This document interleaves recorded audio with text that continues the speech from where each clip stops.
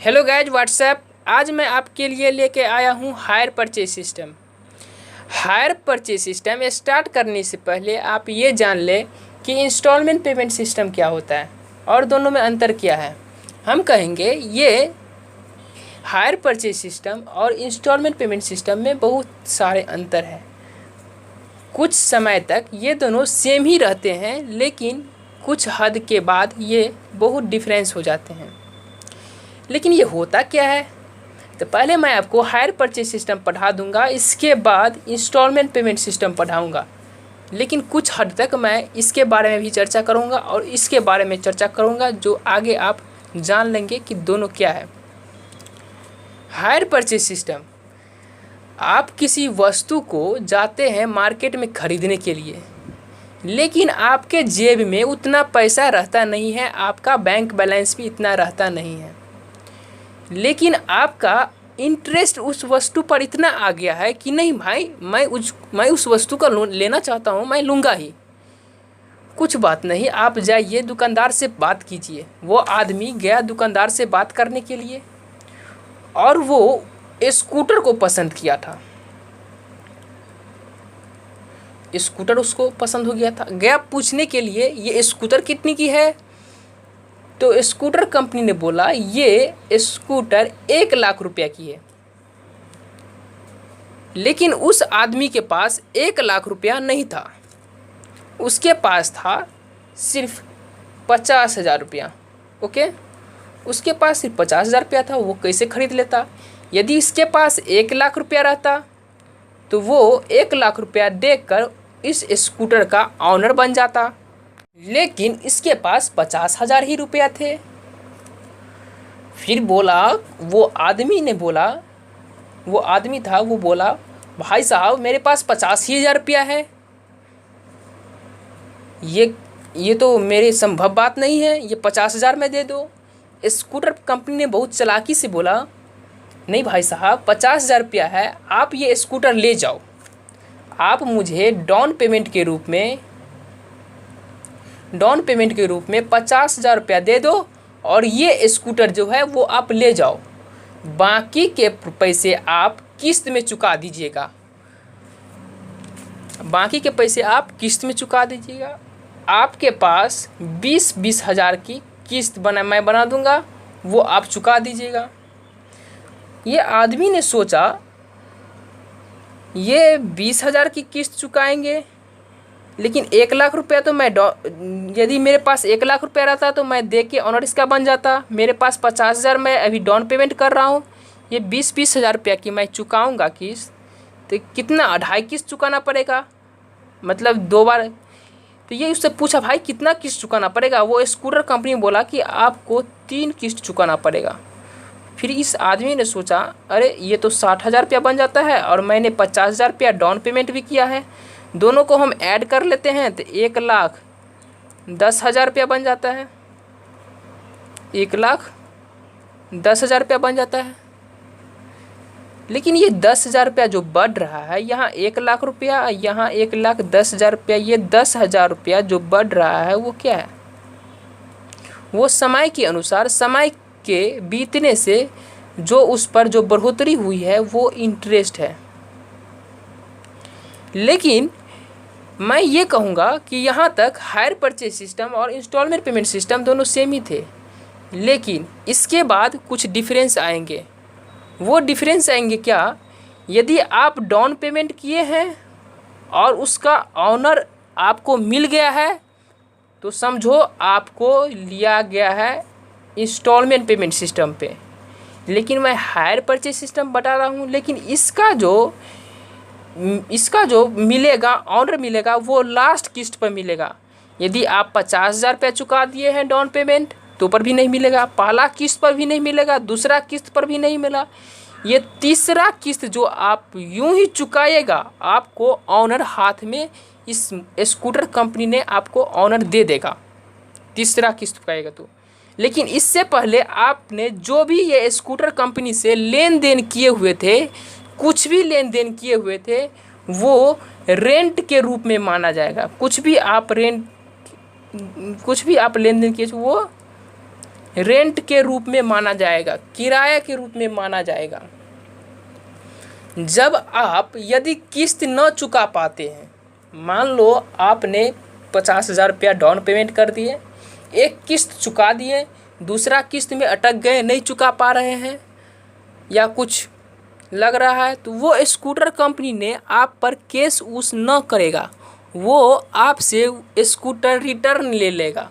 वो स्कूटर आपसे रिटर्न लेके अपने कंपनी में लगा देगा और दूसरे कस्टमर को बेच देगा, क्योंकि इसका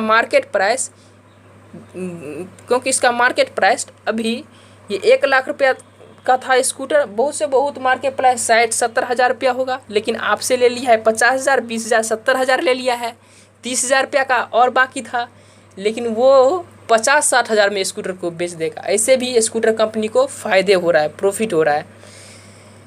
लेकिन जो ही आप ये इंस्टॉलमेंट पेमेंट सिस्टम पर खरीदिएगा तो आपको ऑनर पहले बना देगा, लेकिन इसके बाद जो आप रुपए जो चुकाएंगे किस्तों में, जैसे 3 किस्त जो आप चुकाएंगे 20-20 हज़ार रुपया के, ये क्या रहेगा, वो लोन के रूप में आपको माना जाएगा।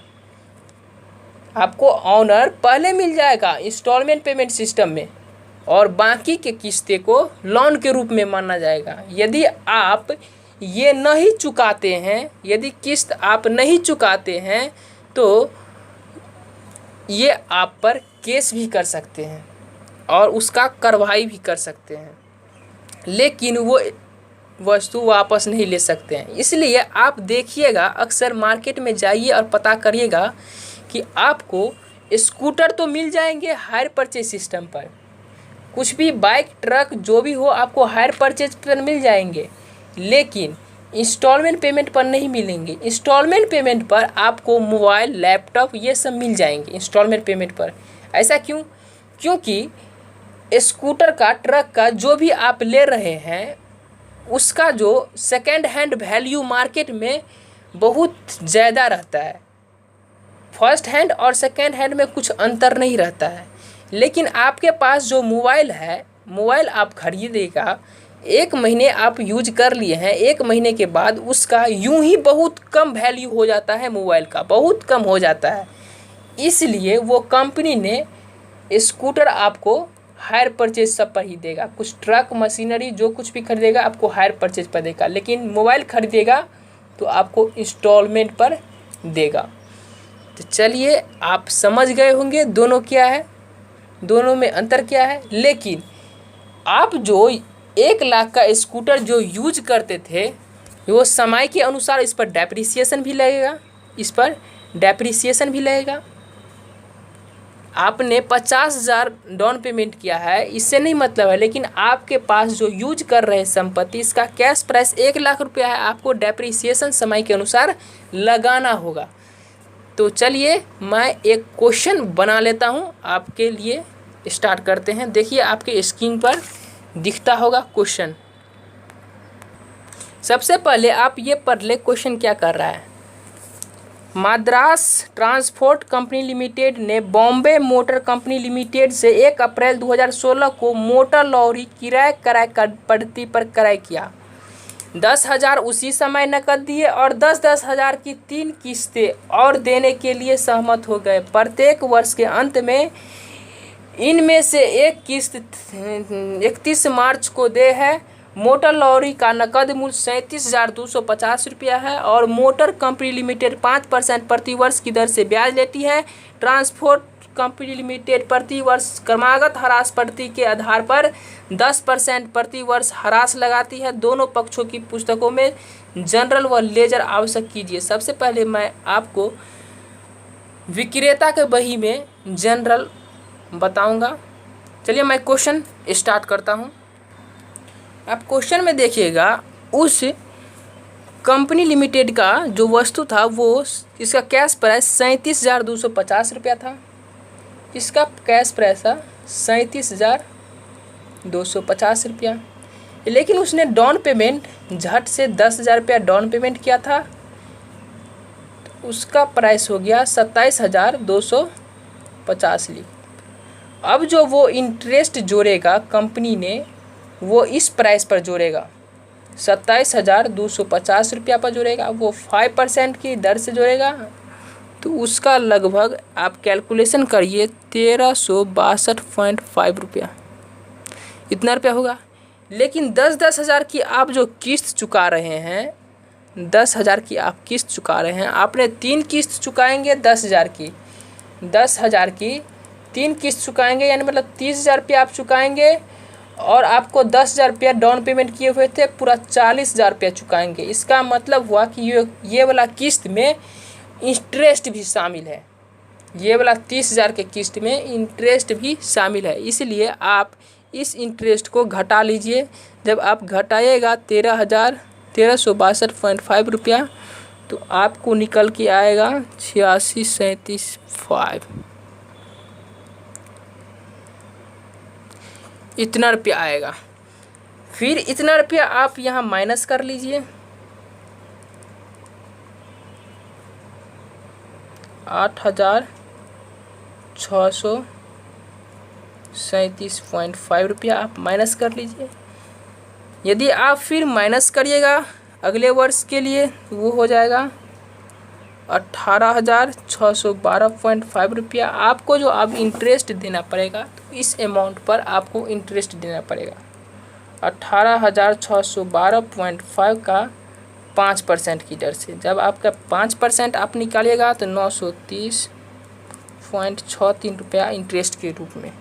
फिर आप 10,000 रुपया चुकाए थे, इसमें से 930 रुपया इंटरेस्ट का था, और कैश प्राइस ये जो रुपया घटा देंगे इसमें से हम, तो ये मेरा आ जाएगा कैश प्राइस रुपया, ये कैश प्राइस था। फिर हम यूँ कैश प्राइस यहाँ पर यूँ ही घटा लेंगे,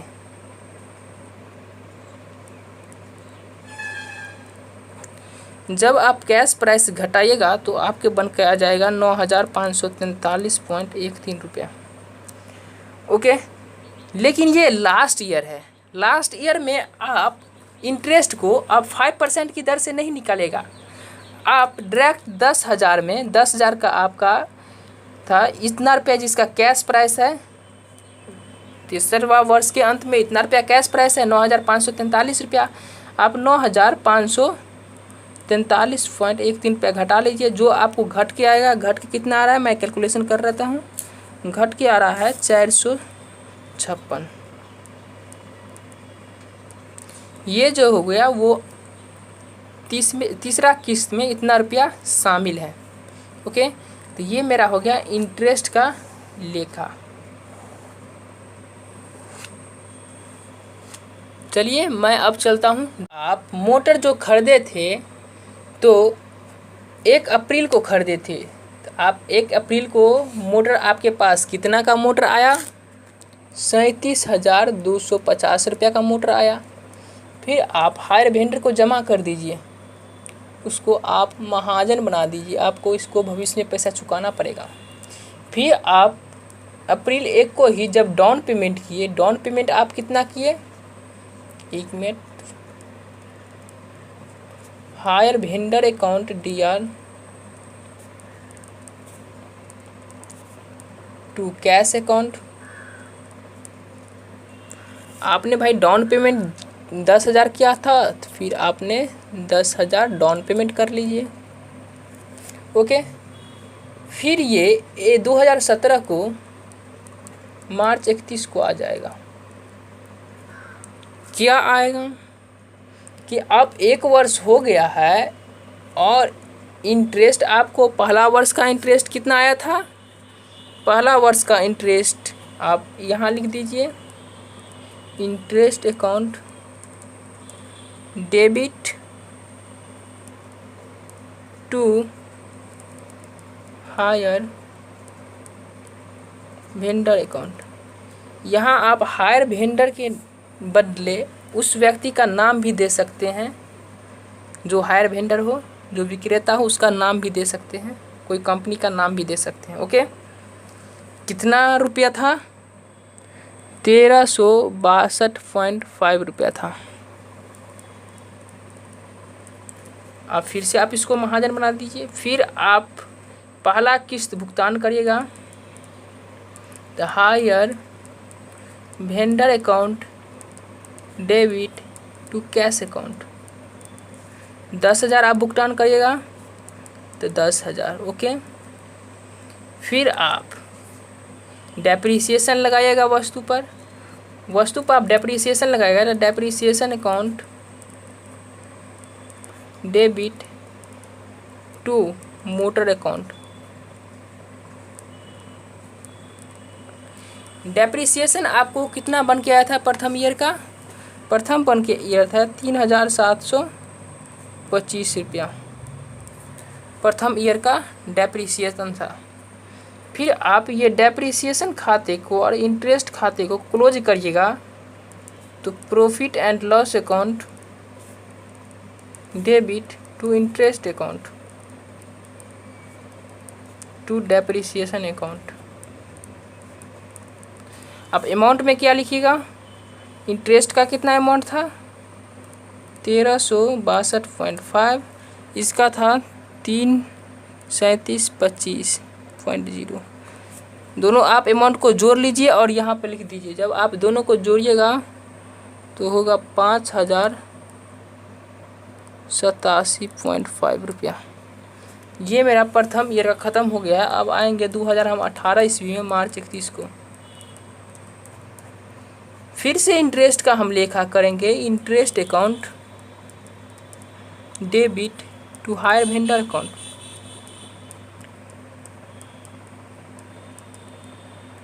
इंटरेस्ट दूसरा वर्ष का मुझे कितना है? 930.63।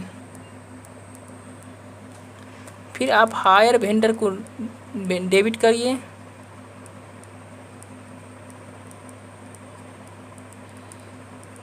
टू कैश अकाउंट 10,000 और 10,000 31 मार्च को ही। फिर 31 मार्च को ही क्या बनेगा? डेप्रीसिएशन का लेखा होगा। Depreciation account debit to motor account. दूसरा वर्ष में डेप्रीसिएशन कितना लगेगा? दूसरा वर्ष में आपको डेप्रीसिएशन लगेगा 3,352।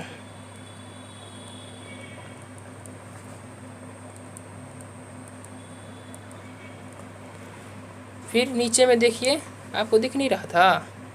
नीचे में देखिए 3,352 रुपये का मैं कर दिया है। और चलते हैं आगे। आ गए हम प्रॉफिट एंड लॉस अकाउंट में इंटरेस्ट और डेप्रीसिएशन को ट्रांसफ़र करने के लिए। जब ट्रांसफ़र करेगा तो इंटरेस्ट का अमाउंट है 930.63 और डेप्रीसिएशन का अमाउंट है 3,352 रुपये। दोनों को आप ऐड करके प्रॉफिट एंड लॉस अकाउंट में ट्रांसफ़र कर दीजिएगा। ये हमारा दूसरा किस्त का भी चरण ख़त्म हो गया। आ गए हम तीसरे वर्ष में, तीसरे किस्त में। तीसरा किस्त 2019 को चुका रहा है। सबसे पहले interest account debit to hire vendor account. कितना रुपया होगा हायर वेंडर? 456.87 रुपया, 456.87 रुपया। फिर आप हायर वेंडर को नाम करिएगा, vendor account debit to bank account या कैश अकाउंट 10,000 रुपया, 10,000 रुपया। फिर आप डेप्रीसिएशन के लिए depreciation account debit to motor account. तीसरा वर्ष में डेप्रीसिएशन लगेगा 3,017.25, 3,017.25 रुपया। फिर ये लास्ट एंट्री बनेगा profit and loss account debit to interest account to depreciation account. Interest है 456.87 और डेप्रीसिएशन है 3,017.25। दोनों को आप जोड़िएगा 3,474.25 ₹1-2 प्रॉफिट लॉस में ट्रांसफ़र जाएगा। ये मेरा हो गया जनरल ख़त्म।